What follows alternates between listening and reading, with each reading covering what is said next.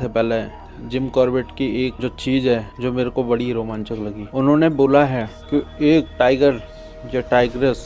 या कोई लेपर्ड कितना ज़्यादा एक इंसानी जहम में कितना ज़्यादा डर पैदा कर सकता है, वो आप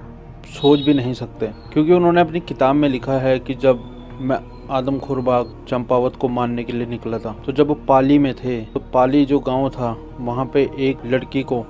एक वो टाइग्रेस उठा के ले गई। उसकी बहन जो बगल में ही उसके साथ खेत काट रही थी, उसने जब देखा तो वो दनाती लेके उसके पीछे भागी। जब वह भागी और टाइग्रेस ने यह देखा कि यह कौन है जो मेरे पीछे इतनी तेजी से आ रहा है, जिसे अपने डर का बिल्कुल भी खौफ नहीं है, मरने का बिल्कुल खौफ नहीं है, तो टाइग्रेस ने भी सोचा क्यों ना इसकी तमन्ना पूरी कर दी जाए। उसने वह जो उसकी बहन थी उसको जबड़े से नीचे रखा और दहाड़ मारी उसकी छोटी बहन की ओर। छोटी बहन जो अभी तक दराती लेके पीछे भाग रही थी, वो अब बेहोश होके नीचे गिर पड़ी। वो तो शुक्र था कि उसको टाइग्रेस ने नहीं मारा। टाइग्रेस जो उसका मूल शिकार था, जो उसकी बड़ी बहन थी, उसे लेके चला गया था। अब जब गांव के लोगों ने जिम कॉर्बेट को यह बात बताई और जिम कॉर्बेट पाली गांव में पहुंचे, तो उन्होंने देखा कि जो वो लड़की है वह अपनी आवाज खो चुकी है। मतलब जो ग्राउल था टाइग्रेस का इतना खतरनाक था कि उस लड़की के जहन में इतना डर गया, वह अपनी आवाज ही खो बैठी। और यह जो बात है, जब जिम कॉर्बेट चंपावत को मारने के लिए निकले थे पाली गांव में, तो उन्होंने यह डर तब भी एहसास किया था जब लोग अपने घरों में कैद रहते थे। वो लोग अपने घरों से बाहर नहीं निकल रहे थे, क्योंकि टाइग्रेस जो थी उसी गांव में ग्राउल करती निकलती थी अगल बगल में,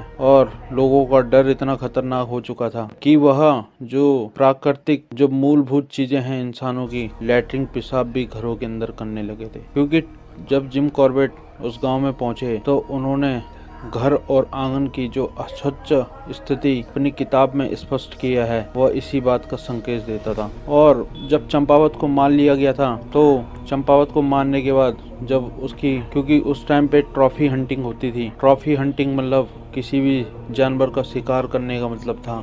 उसकी जो भी शरीर में चीजें मौजूद है,